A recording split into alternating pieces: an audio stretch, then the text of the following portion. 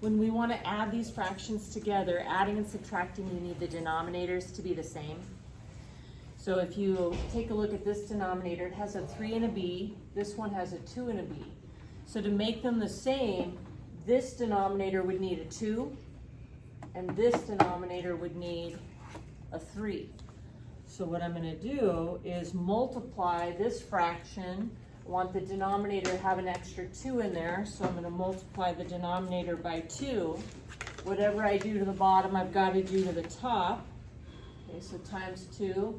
This one needs a 3 in the denominator, so I'm going to multiply this fraction by 3 in the denominator. What I do to the bottom, I've got to do to the top.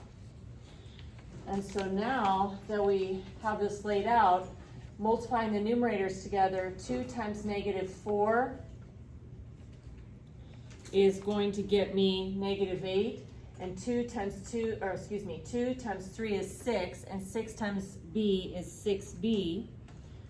Okay, then we have our addition. Let's bring down the plus sign.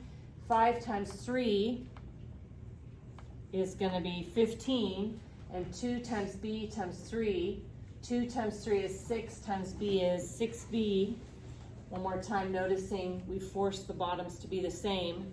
Now that the bottoms are the same, when you add or subtract fractions, you just combine the numerators over the common denominator. So this is negative 8 plus 15. And if we add negative 8 and 15, I end up getting 7 over 6b. Now on this particular one, I don't have to simplify.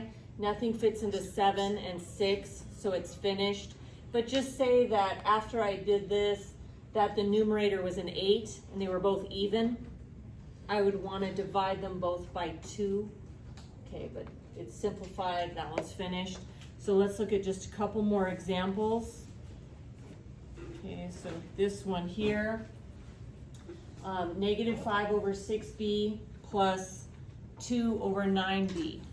Now this one's not maybe as obvious, so if the denominators are maybe a little bit bigger, something that you can do is break them down into their prime factors. So you think about 6 is made out of 2 times 3. So 6b is the same as 2 times 3 times b. Okay, the number 9 is 3 times 3. So 9b is 3 times 3 times b. Now that we have those expanded, it's a little bit easier to see what they're missing if we want to force them to be the same. This denominator would need an extra 3 to make them identical, and this denominator would need a 2. Okay, so I'm going to take my first fraction to put in an extra 2. I'm going to multiply by 2, but again, whatever you do to the bottom, you can, excuse me, my bad. Let me say that again. So 2, 3, b. This has 2 3s, so it needs another 3. So I'm going to put another 3 with it. Whatever I do to the bottom, do to the top. Now this fraction, to make it the same denominator, it's going to need a 2. So let's multiply this fraction by 2. What I do to the bottom, do to the top. Okay, now I went ahead and maybe did an extra step I don't need to do. But this new one here, we have 3 times negative 5,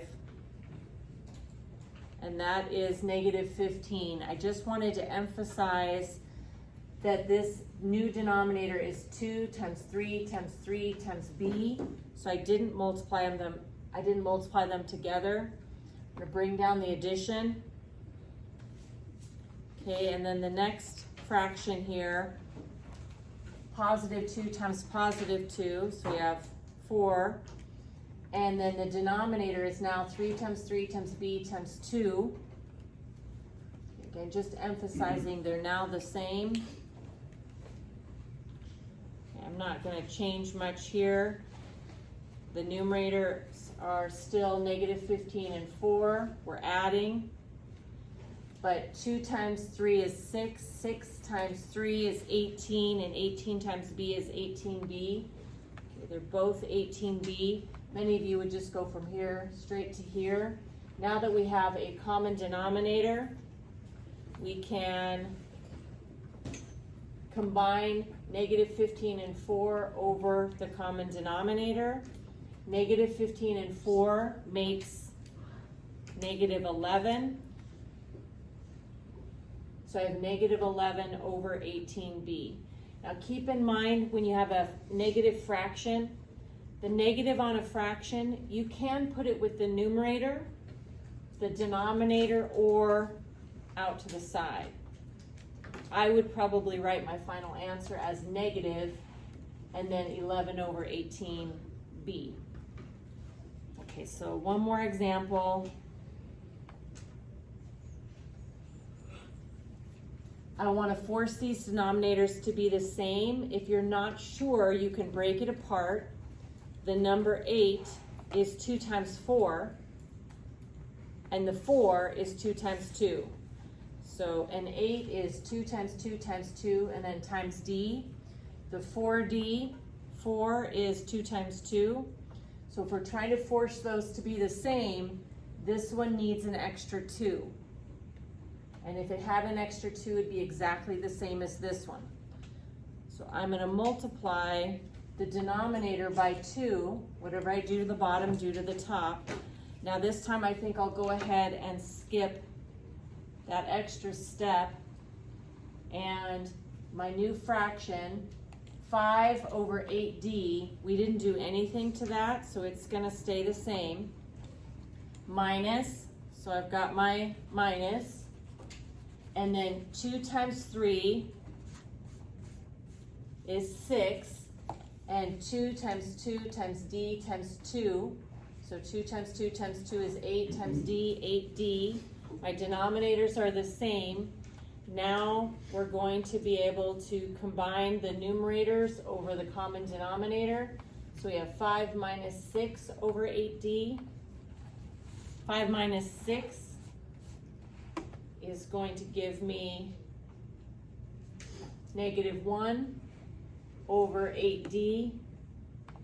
And again, if you prefer, you can put this negative on the fraction out to the side or with the denominator. But a negative on the fraction can go at the top, the bottom, or out to the side. But most people tend to put that negative out to the side.